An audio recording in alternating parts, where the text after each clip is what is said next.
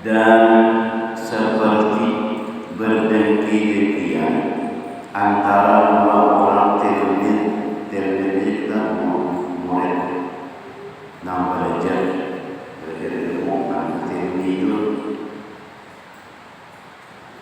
bagi guru yang satu supaya dapat maksudnya. Jadi ini masih lagi tentang dengki. Dengki itu penyebab-penyebabnya di sini ada 7 penyebab dengki itu. Yang pertama sebenarnya yaitu permusuhan. Ini bercita-cita supaya musuhnya itu tadinya menang. Nah itu penyebabnya. Yang kedua ta'azzuz, yaitu kehadapan mulia. Pas orang ada memuliakannya, sakitnya karena dengki. Yang ketiga takabur, sombong. Saruniaan ini karena mikirnya menjadi suara, nah itu artinya sombong. Yang keempat itu ta'ajub, ujub, bangga dengan dirinya. Karena ingat bahwa itu Allah SWT beri. Nah itu yang keempat. Yang kelima yaitu takut akan luput dari sesuatu yang dimaksudnya. Nah itu seperti tadi murid, 2 murid bagi gurunya supaya gurunya sayang tahunya. Yang kedua tadi seikongnya jangan disayangi aku aja. Dan seperti 2 orang yang hampir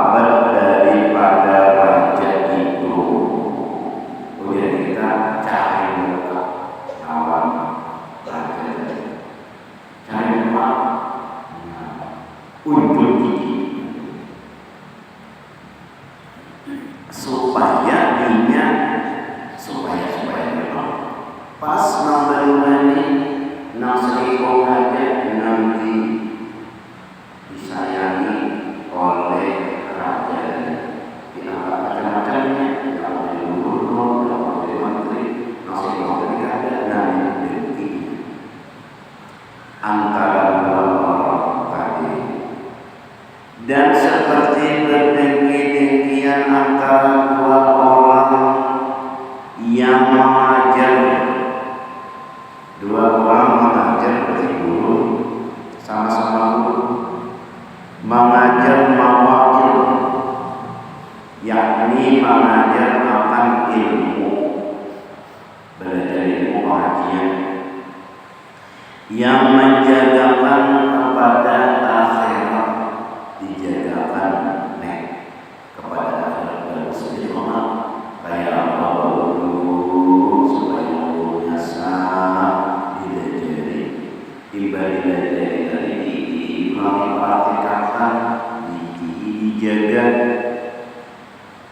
sembahyang terulang dijaga pula kayak sembahyang. Nah, dalam satu negeri bagi mengkosok tapinya bertujuan mendapat akan harta supaya dapat amplop dengan tujuannya. Nah, itu bukan. Nang saya kembali supaya dapat amplop dengan nang saya juga dari kedua.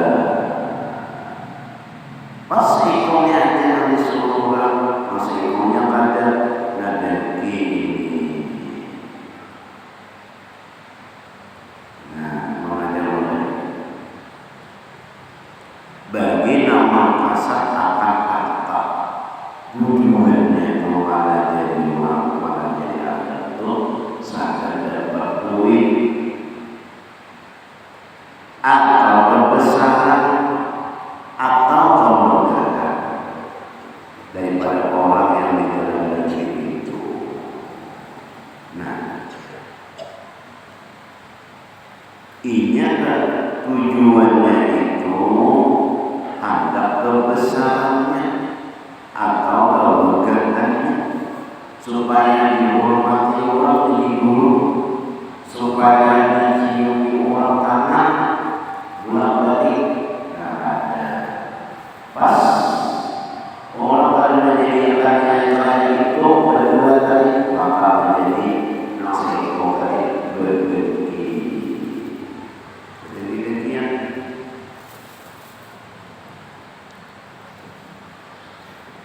Dan seperti berdengki-dengkian antara dua orang pakai ilmu fikih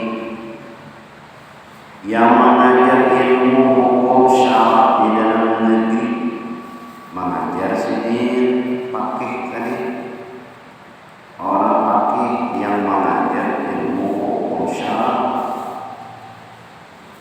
di dalam negeri. Yang satu karena berkehendak akan harta atau kemudahan ini dari orang Madinah, dianggap orang besar. Nah, yang tadi itu tujuannya ini mengajar ilmu fikih tadi atau hendak kemuliaan daripada orang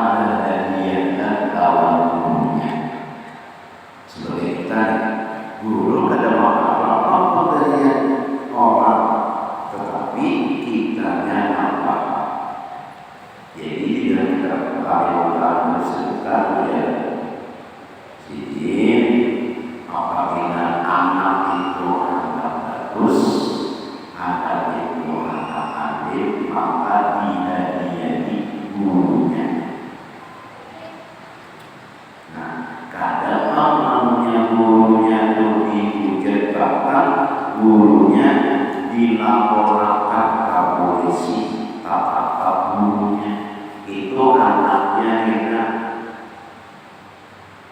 Nah, kenapa? Karena gurunya menjibir, memilas, dilaporkannya ke polisi. Kalau dari berbaik ditawar hapus, jebul di sini, ditawar hapus, berbaik dicatat dalam meja dalam mistar karena panjang dirapah, berbaik dari ini kalau lagi ada namanya sebuah pas anaknya.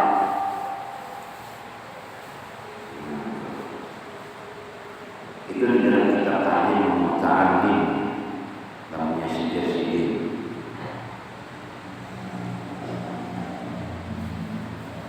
Sama ini kalau ada sedikit Ustaz menendang sedikit awalannya atau musuhan. Diawalnya saksi. Salahnya anaknya anak kambing. Ini udah ada ia juga. Nah, pas menyesal anaknya ambil kalau lagi yang masuk tanpa aja. Nah, menyesal anaknya ada kan ini apa-apa.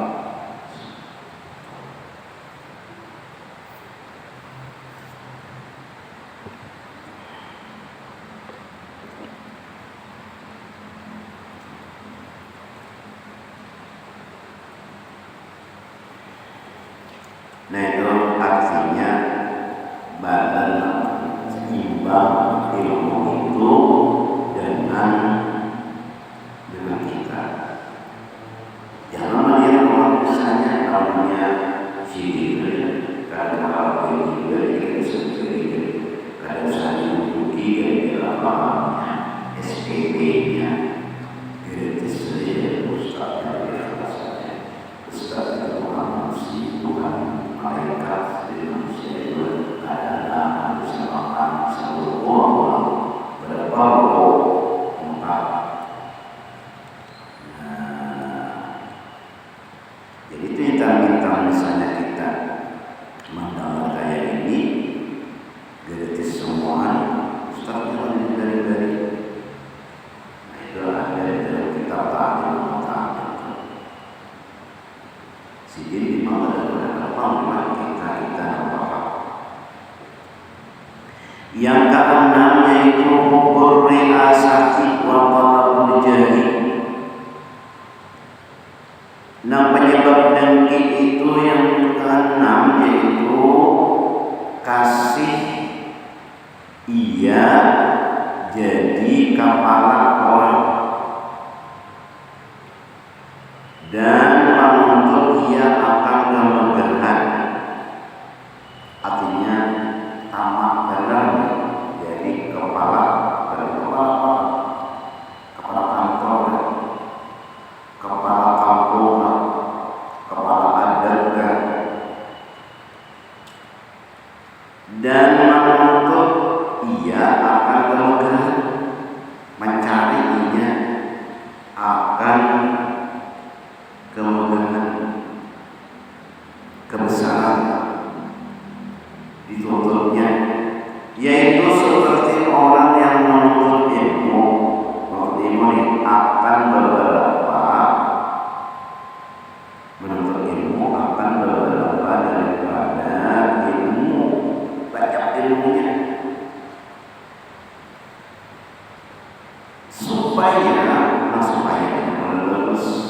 supaya jadi dia alim.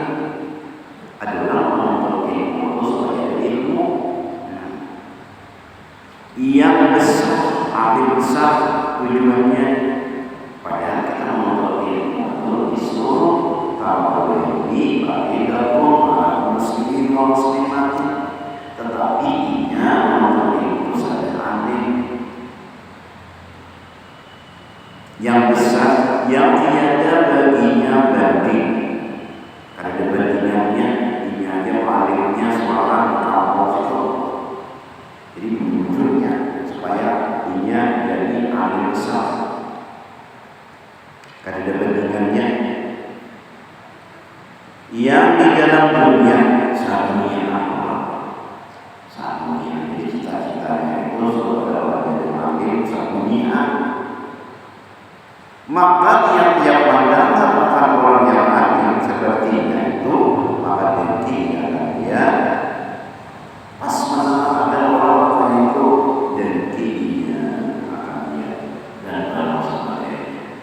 Namanya Habib Umar masuk dunia sudah terkenal. Nah, ada masjid ini Hamzah terkenal saya kedua ada orang menandinginya. Jadi kalau yang Habib positif tidak terkenal, tapi orang yang mengenalkan di mana-mana karena ada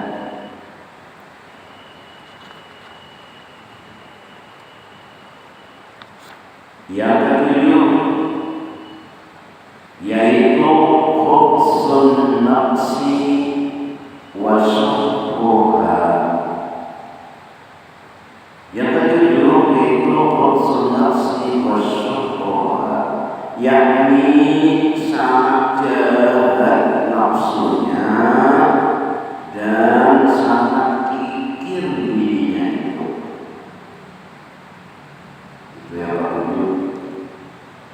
Sudah bersangatan jahat nafsu, kemudian sangat pamalan,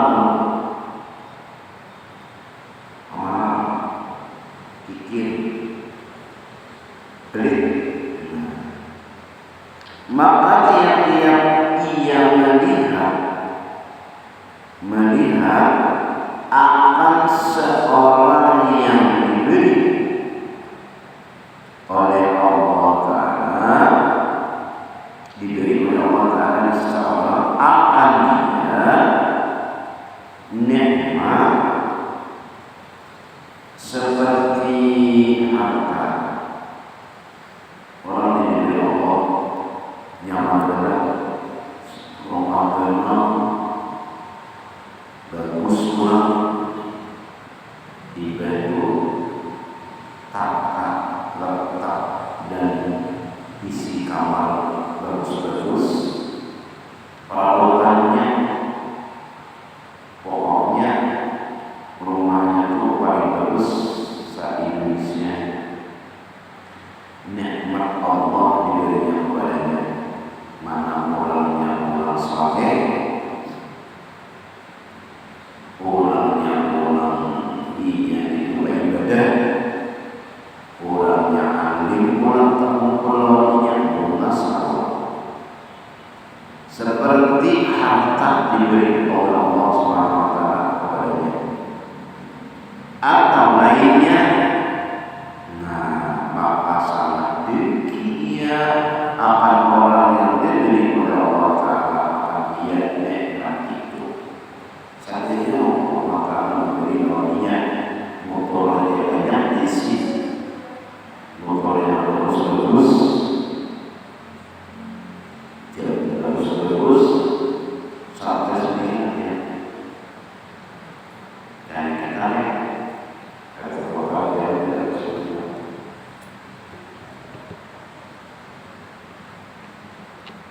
Allah memberi dia akan orang yang diberi Allah Ta'ala karena ia tiada mau memberi akan nikmat kepada orang, maka benci akan dapat nikmat dan dapat kebaikan itu. Orang mana suci, mana ibadah, mana mana bunga semua diberi Tuhan. Nah, seakan-akan itu ada kata mungkin pemberian Tuhan orang itu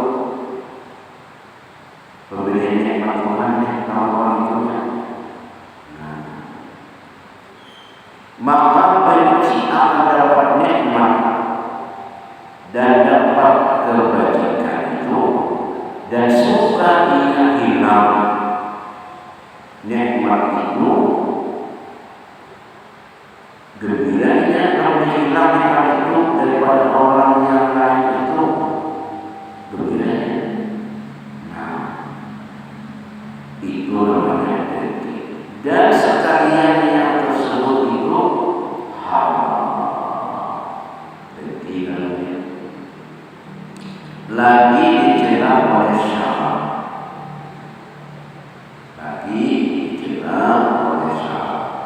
Jadi orang Katolik, orang itu supaya mendapat nikmat lagi hilang cita-cita itu. Tapi punya diri dia, udah kayak ini juga sedikit, udah aku awal kayak ini juga, udah aku kayak ini juga. Apa itu? Jadi dalamnya masih berusaha.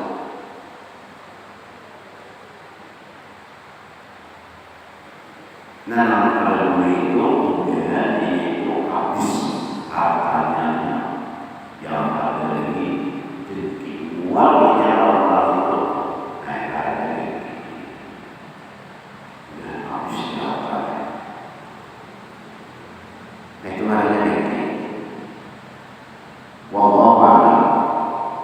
Faslun fi bayani dawaa, faslun fi bayani dawaa alladhi bihi yazulu maradul hasad anil qalbi.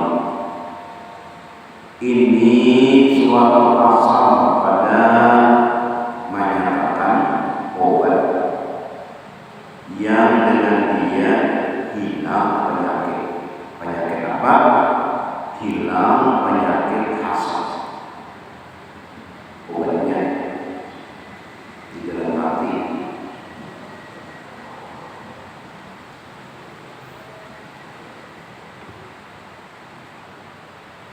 Supaya hilang hasad diobati di dalam hati ini. Apa obatnya? Kata Imam Ghazali rahimahullah ta'ala, ujar Imam Ghazali rahimahullah ta'ala, i'lam, ketahui, i'lam annal hasada minal amradi al-azimati lil qalbi wala tudawa amradul qulubi illa bil ilmi wal amal wal ilmun nafi' li maradil hasadi wa an ta'rifa tahqiqan annal hasada dararun alaika fid dunya wad din wa annahu la darara fihi 'alal mahsudi fid dunya wad din bal yantafi'u bihi fid dunya wad din. Artinya, ketahui olehmu bahwasanya hasad itu daripada sebesar-besar penyakit. Jadi, konon penyakitnya bagi hati dan tiada dapat diobati akan penyakit hati itu.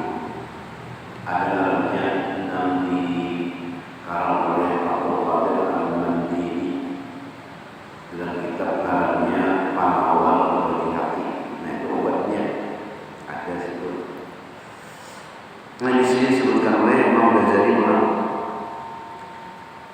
Nah, tiada dapat diobati akan penyakit hati itu apa? Melainkan dengan ilmu. dan amal. Nah, kita menuntut ilmunya supaya hilang hasad, supaya hilang dengki, supaya kita bagus. Nah, maka yang pertama dengan ilmu, ibadah ilmu bahwa baca-baca supaya jangan timbul itu, supaya hilang hasad dengki macam-macam. Dan ilmu yang memberi manfaat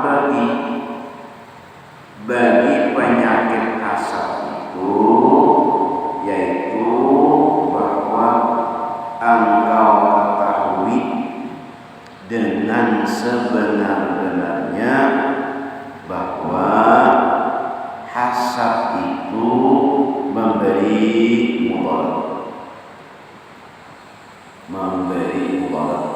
hasad itu atas engkau, di mana ngarannya mudarat pada dunia dan agama, mudarat, dan bahwa sesungguhnya hasad itu tiada memberi mudarat dengan dia atas orang yang engkau hasad. Kita nak hasadnya mudarat, orang yang kita dengki itu nya kada ada mudarat apa-apa, kada tahu-tahunya, kada ada mudarat apa-apa. Kalau kita iri lalu inya mudarat tahu balik apa-apa, kada. Kita mudaratnya jadi akan dia itu di dalam dunia ini kada ada mudarat apa-apa, dan di dalam agamanya kada ada apa-apa. Ini orang lebih dengki kada. Nah, dengki maka mudarat di dunia, mudarat di akhirat. Bahkan ia mengambil manfaat, orang yang memiliki tadi mengambil manfaat dengan dia di dalam dunia dan agamanya, dapat manfaatnya orang menghasad.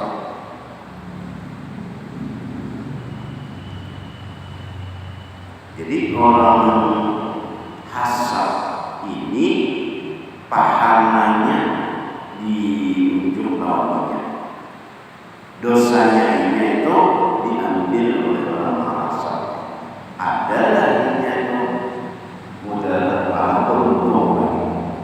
Nah, hasad ini mana sakit hati, mana dosa orang diambil, pahala orang diunjuk. Nah, itu hasad benar-benar jadi dosa.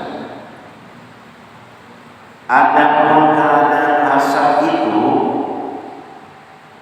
memberi mudarat ia akan agama, maka yaitu bahwasanya dengan hasadmu itu seolah-olah engkau benci akan qada Allah Ta'ala, itu berdosa. Dan engkau benci akan nikmatnya yang dibagikannya bagi hambanya itu. Pada Allah memberikan orang itu syarik kita, namanya syarik kawan Allah Ta'ala. Dan inilah sebesar-besar dosa yang memberi cedera di dalam agama. Dan adapun hasad itu memberi mudarat atasmu di dalam dunia, maka itu bahwa dengan sebab hasad itu, maka senantiasa engkau dapat kesakitan di dalam hatimu. Kadang-kadang melihat orang itu senang sakit hati, dan dapat kesusahan di dalam hatimu itu, karena satrumu yang engkau hasad akan dia itu, dia sunyi daripada dapat nikmat yang diberikan Allah Ta'ala baginya. Nah, dan tiap-tiap dia dapat nikmat itu sangat sakit hatimu akan dia, dan yang demikian itu sebesar-besar kesusahan yang memberi mudarat akan dikau di dalam dunia. hitam hati, darah tinggi, imbas darah tinggi, stroke, imbas stroke habis. Nah, mudah-mudahan Allah Subhanahu Wa Taala menjaga hati kita, mengampuni segala dosa-dosa kita, dosa ibu bapa kita, keluarga kita.